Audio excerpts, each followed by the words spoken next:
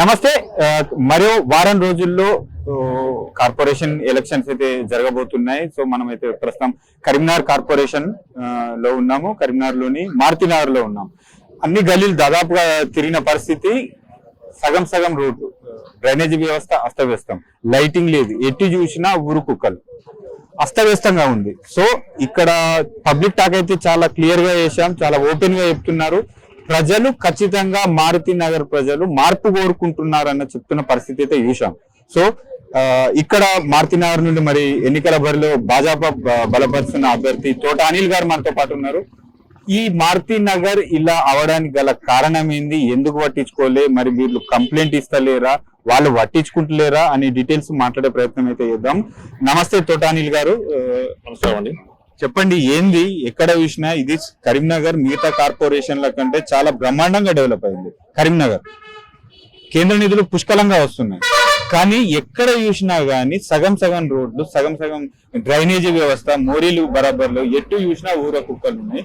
ఇప్పుడు ఈ టైంలో రోడ్లు ఇలా ఉంటే వర్షాకాలం ఏంది పరిస్థితి, మీరు కంప్లైంట్ చేస్తలేరా, ఏంది పరిస్థితి ఏంది? ఫస్ట్ మీ డివిజన్ గురించి పరిచయం చేసి చెప్పండి.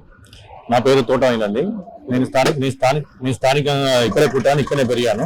ఈ వాడగట్టు సమస్యల గురించి నాకు పూర్తి అవగాహన ఉంది.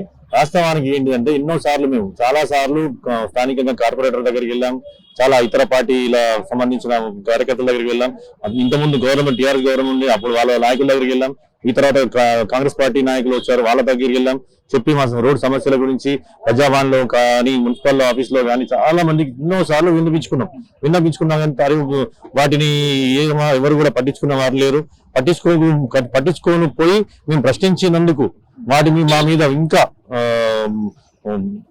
అవి తెచ్చుకొని టార్గెట్ చేసుకొని ఇంకా నేను ఏదైతే నివసిస్తున్నా స్థానికంగా వాటి వెనుక నేనుండే గల్లీ గానీ, నా పక్కన గల్లీ గానీ, ఇంకొక 4-5 గల్లీలు నా ఫాలోవర్స్, నేను పుట్టి పెరిగిన, నాతో చిన్నప్పటి నుంచి వినాయకుడు పెట్టడం, దుర్గాడు పెట్టడం, ఆ గల్లీలో ఆ యూత్ గల్లీలో వీళ్ళందరూ నాకు ఓటు ఇవ్వట్లేదు, నన్ను టార్గెట్ నన్ను ప్రశ్నిస్తున్నారు, నన్ను అది చేస్తున్నారు, ఇది చేస్తున్నారు.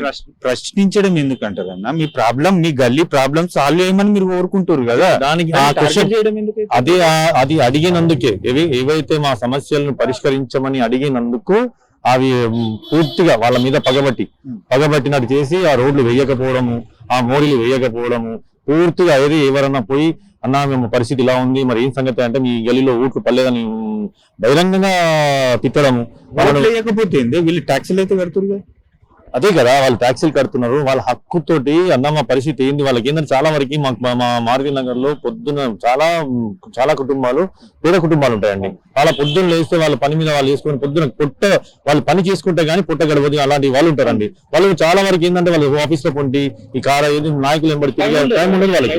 కాబట్టి యూత్ కు చెప్తారు, కాబట్టి మాలాంటి వాళ్ళకి చెప్తే, మాలాంటి వాళ్ళు మేము క్వశ్చన్ చేస్తే వాటిని మొన్న టార్గెట్ పెట్టడము, ఇలా చేయడము, వాళ్ళ ఏదంటే ఎవరైతే మా ఇంటి ఇంకా వాళ్ళు ఉన్నారో వాళ్ళందరికీ పింఛన్లు కలిసిస్తాను బెదిరించడము, లేకపోతే రేషన్ కార్డులు రానియమని చెప్పి బెదిరించడము, ఇలాంటి బెదిరింపులకు గురి చేస్తుంటే వాళ్ళు వాస్తవానికి ఏంటంటే వాళ్ళు పాపం చాలా పేదలు, వాళ్ళు కూడా ఏంటంటే బయటికి వచ్చి సమస్యలు చెప్పుకోకుండా వాళ్ళు మళ్ళీ ఏం చేస్తారు మనం ఎందుకు వాళ్ళ కళ్ళలో పడాలనే ఉద్దేశంతో బయటికి వెళ్ళడం కూడా మానేశారు వాళ్ళు. అలాంటి సమస్యల నుంచి నేను కూడా వాస్తవానికి ఏంటంటే ఎప్పుడు నాకు రాజకీయాలలో ఇంట్రెస్ట్ లేకుండా నేను సామాన్యంగా బస్ స్టాండ్ దగ్గర పాన్ షాప్ నడుపుకునేవాడిని, పాన్ షాప్ నడుపుకునేవాడిని. ఇవన్నీ చూసి వీళ్ళందరినీ చూసి ఇవన్నీ ఇలా అయితే కలవదు, ఈ స్థానికంగా వ్యక్తి మనం ఇది ఖచ్చితంగా మనం మా సమస్యలు తీర్చడానికి మనం ముందుకు పోవాలి తప్పదుగా అనే ఉద్దేశంతో ఈ రాజకీయం రావాల్సి వచ్చింది. దాని ద్వారా నేను సంజయ్ నగర్ దగ్గర బీజేపీ పార్టీని ఎంచుకోవడం జరిగింది. చిన్నప్పటి నుంచి ఆర్ఎస్ఎస్ కార్యకర్తను. దాని తర్వాత రాజకీయ పార్టీలో జైన్ రావడం జరిగింది. దాని తర్వాత కొన్ని సంవత్సరాల నుంచి పార్టీలో పనిచేస్తూ లాస్ట్ కు ఇప్పుడు సంజయ్ అన్న గారి ఆధ్వర్యంలో ఆయన ఈ రోజు నాకు ఈ సమస్యలు పూర్తిగా చెప్పడం వల్ల, సరే పూర్తి వాడ మీద సమస్యలు పూర్తిగా నీకు అవగాహన ఉంది కాబట్టి నువ్వే ఈసారి పోటీ చేయ అనిల్ అని చెప్పి నాకు అవకాశం ఇవ్వడం జరిగింది. ఈసారి నేను పోటీ చేసి ఆల్రెడీ 99% నాకు ఆల్రెడీ బీఫామ్ కన్ఫర్మ్ అయింది. సంజయ్ అన్న గారు నాకు డిక్లేర్ చేశారని సమాచారం తెలియగానే మా వాడగట్లో జనం చాలా వరకు సంబరాలు చేసుకోవడం మొదలైనట్టుంది. వాళ్ళ సంతోషాలను చూసి నాకు అర్థమవుతుంది. నేను ఆల్రెడీ గెలవడం ఖాయం. ఇప్పుడు ఈ మొదటి మీటింగ్ కూడా కరీంనగర్ లో ఫస్ట్ మీ దగ్గరనే స్టార్ట్ చేసినట్టు అదే ఆ ఉద్దేశంతో అన్నగారు కూడా అన్నగారు కూడా ప్రత్యేకంగా మా ఎవరిని కూడా మా కార్యకర్తలు కానీ వాళ్ళని ఎవరిని నమ్మకుంటూ తనే దాని సొంతగా సర్వే చేయించుకున్నాడు. సర్వే చేయించుకున్న తర్వాత మరీ పిలిచి నాకు ఏమో అనుకున్నాం కానీ తాను పిలిచి నీకు మంచి అవకాశాలు ఉన్నాయి వాళ్ళలో, ప్రతి ఒక్కరు నీ గురించి చాలా పాజిటివ్ గా మాట్లాడుతున్నారు, నువ్వే ఈసారి పోటీ చేయాలి అని చెప్పి నన్ను బలపరచడం జరిగింది.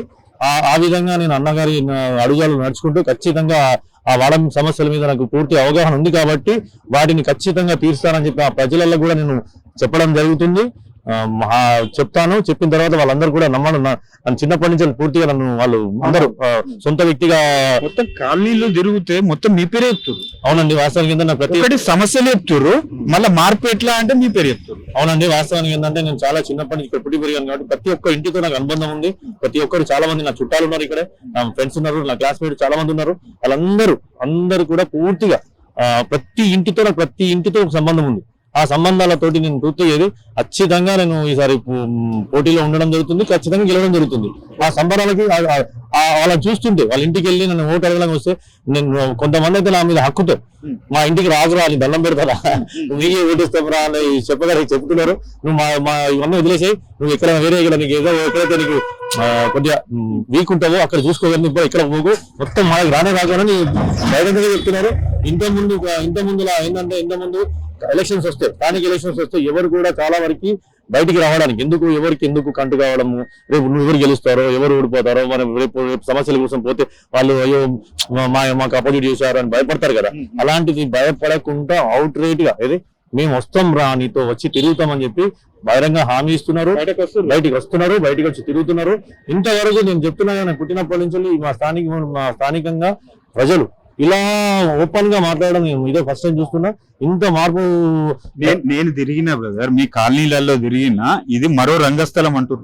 అవునవును, వాస్తవానికి ఏంటంటే ఇలా అంటే మా దగ్గర కూడా ఎలా ఉంటదంటే ఎవరైతే అదర్ పార్టీస్ ఎవరైతే వాళ్ళ పార్టీస్ ఉంటారో ఆ పార్టీస్ కాకుండా వేరే పార్టీల్లో వాళ్ళు ఉన్నారన్నా కానీ వాళ్ళతో మాట్లాడినా కానీ వాళ్ళని టార్చర్ చేయడము, వాళ్ళ ఫ్యామిలీలకు ఫోన్ చేయడము, వాళ్ళ పిల్లల్ని బెదిరించడము చేయడము జరుగుతుంది. అలా ఉండడం వల్ల ఈ రోజు నేను స్టార్టింగ్ లో ఉన్నప్పుడు నాతో వచ్చిన పిల్లలకి వాళ్ళందరికీ ఫోన్ చేసి వాళ్ళ ఇంట్లో ఫోన్లు బెదిరించడము, మీ కొడుకు వాళ్ళతో తిరుగుతూ మీ కొడుకు ఇది చేస్తాం అది చేస్తాం అని బెదిరించడము అలా చేసేవాళ్ళు. అలాంటి చేస్తూ వాళ్ళందరూ కొన్ని రోజుల్లాగా బిడ్డ నీకు దండం పెడతారా, మా పిల్లాన్ని తిప్పుకోకు, నీ ఎంబడి నువ్వు కొద్దిగా ఏం మా సొంత బిడ్డవే, వాని కోసం వానికి ఇట్లా అంటున్నారు అట్లా అంటున్నారు. వాళ్ళ పిల్లలు భయపడించారు వాళ్ళను. ఆ భయంతో వాళ్ళు చాలా మంది ఎంత మంది అయ్యారు.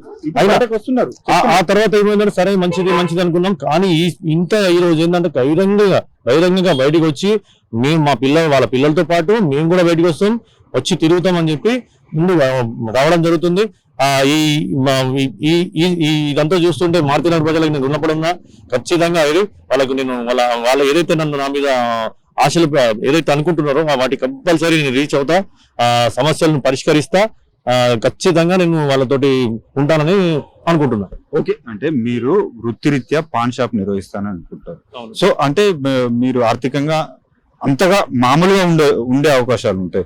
సో అంటే గతంలో సిట్టింగ్ ఉన్నట్టున్నారు కదా, సిట్టింగ్. సో ఆర్థికంగా మరి అంటే ఇప్పుడు ఆర్థికంగా తను ఉండే అవకాశాలు ఉన్నాయి. ఇప్పుడు ఎన్నికల్లో డబ్బు ప్రభావం ఏం చూపియదా? సో మరి ఎట్లా ఓటర్లు బెండ్ అయ్యే అవకాశాలు ఉన్నాయా? ఖచ్చితంగా మార్పు కోరుకుంటారు. నాకు తెలిసినంత వరకు మా ఏరియాలో నాకున్న సంబంధాలతో ఎవరన్నా వాళ్ళకు డబ్బులు ఇచ్చినా గాని వాళ్ళు 99% తీసుకునే వాళ్ళు లేరు మా వాళ్ళు. ఒకవేళ తీసుకునే వాళ్ళు ఉన్నా గాని వాళ్ళు కూడా నాకే ఓటేస్తారని నాకు 100% నమ్మకం ఉంది. వేస్తారు కూడా, అటు డబ్బు తీసుకొని నాకే ఓటేస్తారని నమ్మకం ఉంది. నమ్మకమే కాదు, అది బహిరంగంగా చెప్తున్నారు. ఏమని వీళ్ళు వస్తారు, నాకు తెలుసు, పాత వాళ్ళు వస్తారు, అందరు వస్తారు, కొత్త వాళ్ళు కూడా పోటీ చేయడానికి అందరూ ఉన్నారు, అందరు వస్తారు, డబ్బులు ఇస్తారంటారు. నువ్వేం బాధపడ్డా, నువ్వు నా సొంత ఇంట్లోనివి, నేను వాళ్ళ దగ్గర డబ్బులు తీసుకుంటా, నువ్వేం బాధపడక బిడ్డ, వాళ్ళ ఎవరు ఇచ్చినా ఏమి ఇచ్చినా వాళ్ళని కాదనరాదు కదా, వాళ్ళు కూడా ఇచ్చినప్పుడు ఎందుకు అనాలి బిడ్డ, మన డబ్బులే కదా, మేము తీసుకుంటాం, ఏం బాధపడ బిడ్డ, వాళ్ళు ఇంటి ఇస్తా తీసుకుంటాం, వాళ్ళు మందు తాగుతాం, నిన్ను ఇస్తాం, కానీ ఓటు మాత్రం అని నీకే ఇస్తామని చెప్పి నేను ఇంటికి వెళ్తే అమ్మ అని అడిగితే వద్దు బిడ్డ అని చెప్పి నీవు నా చేతిలో చేసి ఒట్టేసి చెప్తున్నా అని ప్రేమ చూపిస్తున్నారు. ఆ ప్రేమ అయితే నేను ఇంతవరకు వాళ్ళ రుణం మాత్రం ఎన్ని సంవత్సరాలు తీర్చుకోలేను. సో ఇది మొత్తానికైతే మొత్తం మారుతి నగర్ అయితే కలియ తిరిగాము. అన్ని సగం సగం రోడ్లు, సగం సగం డ్రైనేజీ వ్యవస్థ. ఇక్కడైతే మారుతి నగర్ ప్రజల్లో ఒక 15-20 మందితోటి మాట్లాడే ప్రయత్నం చేశాం. మార్పు అయితే మారుతి నగర్ నుంచి రాబోతుంది. అది ఒక యువకునికి బండి సంజయ్ గారు పిలిచి మరి టికెట్ ఇచ్చిరంటే తన వర్త ఏందో తెలుసుకోవచ్చు. ఖచ్చితంగా విజయావకాశాలు అయితే మెండుగా ఉన్నాయి. మారుతి నగర్ ప్రజలు మార్పు కోరుకుంటున్నారు అనేది క్లియర్ గా తెలిసిపోతుంది.